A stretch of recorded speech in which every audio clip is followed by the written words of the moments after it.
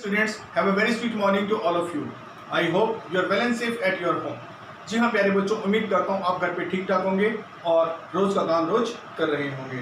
प्यारे बच्चों, आप जानते हैं कि आपकी जो समर वेकेशन है वो उनका एंड हो गया है और अब आप जो है वो स्टडी को एक नए सिरे से स्टार्ट करना चाहते हैं। इसीलिए मैं आपके सामने केंजियन थ्योरी का एक नया चैप्टर लेकर आया हूँ। आज हम स्टडी करने वाले हैं केंजियन थ्योरी की, जी हाँ, जिसमें हमारा चैप्टर नंबर है 8 और चैप्टर का नेम है शॉर्ट रन इक्विलिब्रियम आउटपुट। जी हाँ, आज हम पढ़ने वाले हैं शॉर्ट रन क्या होता है, short run according to Keynes short run क्या है, शॉर्ट रन के अंदर एक इकोनॉमी का इक्विलिब्रियम क्या होता है, उसके अंदर कौन कौन सी अप्रोच होती हैं।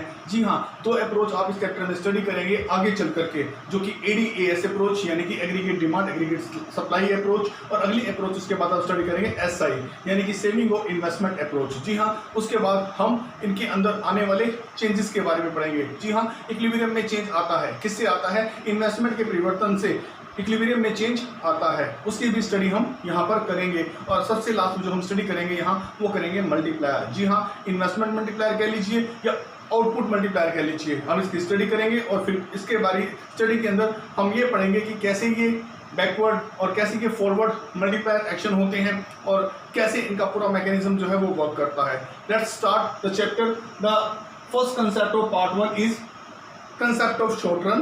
Second concept we will study here, the concept of equilibrium output or equilibrium GDP. So let's start the concept of short run. According to Keynes, Keynes के अनुसार short run क्या होता है बेटा?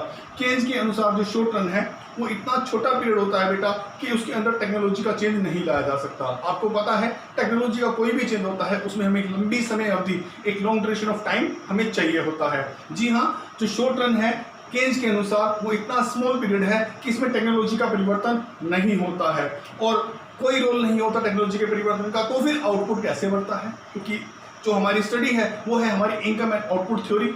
जी हाँ, शॉर्ट रन में इक्विलिब्रियम ऑफ आउटपुट। तो output का चेंज कैसे होता है? जी, जब टेक्नोलॉजी में परिवर्तन नहीं होता तो साफ सी बात है कि लेबर को बढ़ाया जाएगा, अर्थात एम्प्लॉयमेंट को लगाया जाएगा। यहाँ पर आउटपुट का डिटर्मिनेशन केवल और केवल लेबर को लगाने से होता है। टेक्नोलॉजी यहाँ पर हमेशा हमेशा के लिए कांस्टेंट रहती है। बेटा, शॉर्ट रन यही है कि इतनी छोटी अवधि है कि इसमें हम लोग टेक्नोलॉजी को नहीं चेंज कर सकते। क्या बढ़ा सकते हैं? एम्प्लॉयमेंट को बढ़ाया जा सकता है। जी हाँ, शिफ्टों को बढ़ाकर, एम्प्लॉयमेंट को बढ़ाकर आउटपुट को इंक्रीज किया जा सकता है। इसका मतलब ये हो गया, according to Keynesian theory short run के अंदर टेक्नोलॉजी का परिवर्तन नहीं होगा। परिवर्तन होगा तो सिर्फ एम्प्लॉयमेंट के अंदर होगा और जितना एम्प्लॉयमेंट बढ़ेगा उसी हिसाब से जो है आपका आउटपुट जो है वो इंक्रीज हो जाएगा।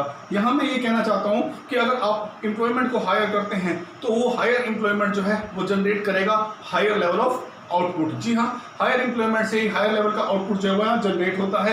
यहाँ पर एक चीज जो ध्यान रखने वाली है वो ये कि टेक्नोलॉजी रिमेन कांस्टेंट। टेक्नोलॉजी यहाँ पर हमेशा कांस्टेंट रहती है, टेक्नोलॉजी में परिवर्तन नहीं आता, क्योंकि वैसे भी स्मॉल ड्यूरेशन ऑफ टाइम में, जी हाँ, किसी भी देश के अंदर टेक्नोलॉजी का लेवल नहीं बदलता। टेक्नोलॉजी का परिवर्तन काफी लंबे समय अवधि के या नए इनोवेशन के बाद ही होता है। अगर टेक्नोलॉजी में चेंज आ जाए तो आउटपुट स्वतः ही इंक्रीज हो जाता है। अगर टेक्नोलॉजी इंप्रूव होती है तो आउटपुट अपने आप बढ़ जाता है। परंतु हम यहाँ टेक्नोलॉजी के इंक्रीज होने की बात ही नहीं कर रहे, हम यहाँ से बात कर रहे हैं कि रोजगार का बढ़ना। जी हाँ, एम्प्लॉयमेंट जैसे जनरेट होता है वैसे ही आउटपुट का लेवल यहाँ पर बढ़ता है। तो यहाँ केन्स के अकॉर्डिंग टेक्नोलॉजी कांस्टेंट रहती है। एम्प्लॉयमेंट को अगर डबल कर देंगे, जी हाँ, यहाँ मैं कहना चाहता हूँ कि एम्प्लॉयमेंट के जनरेशन पर से ही आउटपुट का जनरेशन होता है। अगर एम्प्लॉयमेंट को हम डबल कर देते हैं तो आउटपुट भी हमारा डबल हो जाएगा। यहाँ जो नोट करने वाली बात यह है, अगर हम एम्प्लॉयमेंट को बढ़ाते चले जाएंगे हमें मालूम है कि आउटपुट बढ़ता चला जाएगा। परंतु एक बात यहाँ याद रखनी है कि जब सभी लोगों को रोजगार मिल जाएगा, जी हाँ, सभी लोगों को रोजगार मिलने से मेरा मतलब है फुल एम्प्लॉयमेंट लेवल आ जाएगा। जब सभी लोगों को रोजगार मिल जाएगा, इसका मतलब है जो लोग काम करने के विलिंग है उनको सभी को काम मिल गया, तो उसके बाद आउटपुट का बढ़ना मुश्किल है। जी हाँ, तब आउटपुट का इंक्रीज होना बंद हो जाता है, क्योंकि जब एक देश में फुल एम्प्लॉयमेंट का जब लेवल आता है, फुल एम्प्लॉयमेंट में जितने लोग काम करना चाहते थे हमने उन सब लोगों को काम दे दिया। वो जो लोग काम करना चाहते थे उनको काम मिल गया, अब वो अपना पोटेंशियल यूज कर लेते हैं। अब नए कोई पॉपुलेशन बची नहीं है जिसको काम देना है, तो उसके बाद एक लेवल तक आउटपुट भी इंक्रीज होगा। फुल एम्प्लॉयमेंट लेवल आते ही जो आउटपुट है वो स्थिर हो जाएगा, वो वहीं तक बढ़ेगा। इसके बाद क्योंकि वर्कर्स नहीं है लगाने के लिए, इसलिए आउटपुट में भी इंक्रीज नहीं होगा। कहने का मतलब ये है, कंक्लूजन ये होता है कि फुल एम्प्लॉयमेंट लेवल पर आकर आउटपुट स्थिर हो जाता है। तो हम स्टडी करने वाले हैं कंसेप्ट ऑफ इक्विलिब्रियम आउटपुट के बारे में। जी हाँ, पहले ये जान लेते हैं आउटपुट होता क्या है। बेटा, एक देश का जो आउटपुट होता है वो उस देश की जीडीपी ही होता है। जी हाँ बच्चों, एक देश का जो आउटपुट है वो होता है ग्रोस डोमेस्टिक प्रोडक्ट, अर्थात उस देश की बाउंड्री में एक वर्ष के अंदर किया गया कुल उत्पादन जो है उसके बराबर होता है। केन जो थे बहुत अच्छे विद्वान थे, वो स्कॉलर थे, बहुत बड़े विद्वान थे। उनका कहना ये था कि आउटपुट, एम्प्लॉयमेंट और इनकम तीनों सिनोनिम्स वर्ड हैं। जी हाँ, कैसे? केन समझाना चाहते थे कि जो आउटपुट होता है, ठीक है, इस आउटपुट को जनरेट कर सकते हैं एम्प्लॉयमेंट से, क्योंकि आप जानते हैं केन्स का मानना था कि ये सारी थ्योरी शॉर्ट टर्म पीरियड पर बेस्ड है। जी हाँ, इस केन्जियन थ्योरी के एजम्पशंस है, एक तो एग्रीगेट सप्लाई परफेक्टली इलास्टिक है, दूसरा ये जो है शॉर्ट रन की स्टडी है। हाँ, और इसीलिए शॉर्ट रन के अंदर टेक्नोलॉजी परिवर्तन नहीं होता है, तो एम्प्लॉयमेंट को लगाने से ही आउटपुट को प्राप्त किया जा सकता है। तभी तो केन्स कहते थे कि किसी एक देश का आउटपुट शॉर्ट रन में उसमें लगने वाले एम्प्लॉयमेंट के बराबर होता है। एम्प्लॉयमेंट को बढ़ा दीजिए, आउटपुट में इंक्रीज हो जाएगा। ये जो एरो के निशान मैं लगा रहा हूं ना, ये इंक्रीज होना है। एम्प्लॉयमेंट अगर इंक्रीज होता है तो आउटपुट भी उस देश का बढ़ जाता है। जिस देश में लेबर की संख्या को बढ़ाया जाएगा, जी हाँ, उस देश के अंदर आउटपुट भी बढ़ेगा। जी हाँ, और साथ में जब ये आउटपुट बिकता है तो उस देश की इनकम भी बढ़ जाती है। केन्स की नजर में ये तीनों वर्ड्स आउटपुट, एम्प्लॉयमेंट और इनकम, ये सिनोनिम्स वर्ड्स माने जाते थे। उनने इसका सिनोनिम्स जो है अच्छी तरह से हमें समझाने की बहुत कोशिश की है। अब हम चलते हैं इक्विलिब्रियम आउटपुट पे। बेटा, आप जानते हैं किसी भी जगह पर इक्विलिब्रियम तभी आ सकता है जब किसी एक देश के अंदर एग्रीगेट डिमांड और एग्रीगेट सप्लाई दोनों बराबर हो जाते हैं। आइए हम स्टडी करते हैं एग्रीगेट सप्लाई क्या है। आप तो जानते हैं बेटा कि एग्रीगेट सप्लाई को मैंने लास्ट चैप्टर में बखूबी आपको समझाया और पढ़ाया है। Aggregate supply refers to the desired level of output which is produced by all the producer of a nation during an accounting year. जी हाँ, कहना ये चाहता हूँ कि एग्रीगेट सप्लाई जो है बेटा, वो ऐसी सप्लाई होती है बेटा जो एक देश के सारे प्रोड्यूसर मिलकर सप्लाई करते हैं। प्रोड्यूसर प्लान करते हैं कि कितना एक साल के अंदर हमें प्रोड्यूस करना है, क्योंकि उन्हें पता है कि उनकी फैक्ट्री में सप्लाई देने का क्या लेवल है। वो सप्लाई देने के पोटेंशियल को जानते हैं, वो जानते हैं वो कितनी कैपेसिटी रखते हैं, उनके प्लांट कितनी कैपेसिटी रखते हैं, कितनी सप्लाई एक साल में की जा सकती है।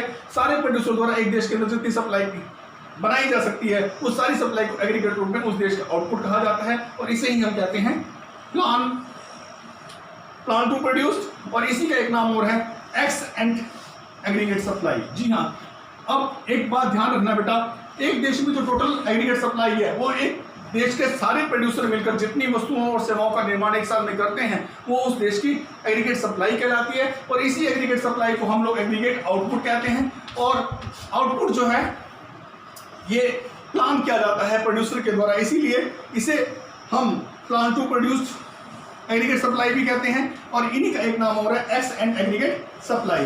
तो बेटा, सप्लाई को आपने अच्छी तरह समझ लिया। हालांकि आप जानते हैं कि जब आउटपुट को बेचेंगे तो क्या जनरेट होगी? इनकम जनरेट होगी। जी हाँ, जब ये बिकेगा तो इनकम जनरेट होगी। जी हाँ, केन्जियन थ्योरी में एग्रीगेट सप्लाई की स्टडी जरूरी है, क्योंकि एजम्पशंस के अंदर एग्रीगेट सप्लाई को परफेक्टली इलास्टिक माना गया है। परफेक्टली इलास्टिक माना जाने से मेरा मतलब ये है, अगर किसी एक देश में डिमांड बढ़ेगी तो सप्लाई को बढ़ाया भी जा सकता है, लेकिन किसी एक देश के अंदर अगर ये डिमांड, जी हाँ, बायर्स की डिमांड कम होती है तो एग्रीगेट सप्लाई को कम भी किया जा सकता है। जी हाँ, यहाँ पर डिमांड पर नियंत्रण नहीं है लेकिन सप्लाई पर पूर्ण नियंत्रण, इसे परफेक्टली इलास्टिक केन्ज ने बताया है। इसी अवधारणा पर जो है केन्जियन थ्योरी टिकी हुई है। अब पढ़ते हैं एग्रीगेट। अदर हैंड पर हम पढ़ेंगे एग्रीगेट डिमांड के बारे में। एक देश की जो होलसम डिमांड है, जो एक देशवासियों द्वारा, जो एक देश के बायर्स के द्वारा डिमांड की जाती है, जी हाँ, उस डिमांड को हम होलसम डिमांड कहते हैं, और वो होती है एग्रीगेट डिमांड। जी हाँ, इसका एक और नाम भी है कि एक देश के प्रोड्यूसर एक साल में कितनी वस्तुओं और सेवाओं को खरीदने का प्लान कर रहे हैं, plan to buy the things. जी हाँ, बायर्स जो एक नेशन के होते हैं वो कितनी उसको जो है वॉन्ट टू परचेज, कितनी चीज़ों को विश टू परचेज करना चाहते हैं, अर्थात खरीदना चाहते हैं, या खरीदने उसके लिए आवश्यक होती हैं, खरीद पाते हैं एक साल में, वो कहलाती है एग्रीगेट डिमांड। आपको पता है कि एग्रीगेट डिमांड क्योंकि एक प्लान डिमांड है सारे बायर्स द्वारा, इसीलिए इसका नाम जो है एक्स एंड एग्रीगेट डिमांड भी कहा जाता है, इसे कहा जाता है। तो मैं आपको समझाता हूँ इक्विलिब्रियम कैसे आता है। इक्विलिब्रियम हम पिछले चैप्टर में पढ़ चुके हैं कि एग्रीगेट डिमांड जब एग्रीगेट सप्लाई के बराबर होती है तभी इक्विलिब्रियम आता है। अब समझाने की कोशिश करता हूँ कि एक इकोनॉमी में जो कुछ प्लान टू प्रोड्यूस है, जब plan to produce, plan to buy, ठीक है, खरीदने के बराबर आ जाता है, अर्थात एक देश में जो उसमें बनाई गई हैं उन सभी वस्तुओं को उस देश के वासी खरीदने को तैयार हो जाते हैं, तो इस देश में जो सप्लाई है उस देश की डिमांड के बराबर हो जाती है। तभी स्टेज आती है एग्रीगेट डिमांड और एग्रीगेट सप्लाई जो है इक्विलिब्रियम लेवल पर स्ट्रक करते हैं और बराबर हो जाती है। इक्विलिब्रियम लेवल ऑफ आउटपुट इसी पॉइंट पर आ जाता है। बच्चों आगे भी समझने वाली बात है कि एग्रीगेट डिमांड जो है किसी एक देश में बना हुआ टोटल आउटपुट होती है। जब उस देश का टोटल आउटपुट बिकता है तो वो इनकम बन जाता है। जी हाँ, जब आउटपुट बिकेगा तो उससे इनकम जनरेट जरूर होगी। इसीलिए एग्रीगेट सप्लाई है वो आउटपुट इनकम के बराबर है। इसीलिए मैं इनकम को, क्योंकि स्टैटिस्टिक्स की भाषा में वाई वर्ड के साथ लिखते हैं, इसीलिए एग्रीगेट डिमांड जो है वो इनकम के बराबर होती है, अर्थात वाई के बराबर होती है। अगर मैं एडीएस करता हूँ कि इक्विलिब्रियम पर ये बराबर है, तो एडी को छोड़ दीजिए, एएस की जगह मैं वाई को भी रिप्रेजेंट कर सकता हूँ। एट लास्ट मैं ये कहना चाहता हूँ कि एक देश की इनकम उस देश की एग्रीगेट डिमांड के बराबर होती है। अब हमें स्टडी करना है अल्टरनेटिव अप्रोच के बारे में। क्या कोई ऐसा रास्ता है जो एडीएस जो हमने इक्विलिब्रियम प्राप्त किया है, जी हाँ, जो इक्विलिब्रियम आउटपुट को हमें और बता सके? क्या कोई और अप्रोच है जिससे हम ये जान सकें कि एग्रीगेट डिमांड एग्रीगेट सप्लाई के अलावा कोई दूसरा रास्ता है कि हम लोग इक्विलिब्रियम को आसानी से जो है वो गेन कर सकें? जी हाँ, टू सेक्टर इकोनॉमी की बात करें तो टू सेक्टर इकोनॉमी के अंदर आपको पता है दो सेक्टर होते हैं, एक हाउस होल्ड सेक्टर होता है और एक प्रोड्यूसर सेक्टर होता है। जी हाँ, हाउस होल्ड सेक्टर होता है और प्रोड्यूसर सेक्टर होता है। जब दो सेक्टर इकोनॉमी के अंदर वर्क करते हैं तो एग्रीगेट डिमांड जो है क्या होती है, किसके बराबर होती है? जब दो सेक्टर होते हैं तो aggregate demand C plus I के बराबर होती है। वैसे तो आपको पता है कि एग्रीगेट डिमांड के चार जो है वो फैक्टर होते हैं, C plus I plus G plus X minus M, लेकिन केंजियन थ्योरी की स्टडी C प्लस I के साथ की जाती है। तो aggregate demand two sector economy के अंदर या क्लोज इकोनॉमी के अंदर जो है C प्लस I के बराबर होती है। इसी तरह एग्रीगेट सप्लाई जो है वो C प्लस S के बराबर होती है या फिर Y के बराबर होती है। जी हाँ, क्योंकि एग्रीगेट जो आपकी सप्लाई है वो आउटपुट के कही जाती है, एग्रीगेट सप्लाई एग्रीगेट आउटपुट कही जाती है एक नेशन का, और आउटपुट को जब बेचते हैं तो इनकम का जनरेशन होता है। इसीलिए इनकम को हम वाई के रूप में भी रिप्रेजेंट करते हैं। तो इनकम के दो वर्जन हैं। अब देखिएगा, इनकम के अंदर या तो हम इनकम को कंज्यूम कर जाते हैं या फिर इनकम को सेव कर लेते हैं। आया ना समझ? तो एग्रीगेट जो सप्लाई है इसके दो कंपोनेंट है, C प्लस S। इस तरह से एग्रीगेट सप्लाई और एग्रीगेट डिमांड जब दोनों बराबर होते हैं, यानी कि प्लान टू प्रोड्यूस और प्लान टू बाय, जी हाँ, प्लान टू प्रोड्यूस को हम एग्रीगेट सप्लाई कहते हैं, प्लान टू बाय को हम लोग एग्रीगेट डिमांड कहते हैं। जब ये दोनों बराबर होते हैं तो इसके कंपोनेंट है C प्लस I, इसके कंपोनेंट है C प्लस S। C से अगर मैं C को कैंसिल करता हूँ तो मेरे पास एक अप्रोच आती है I और S, I बराबर है S के। अर्थात एक देश का जब इन्वेस्टमेंट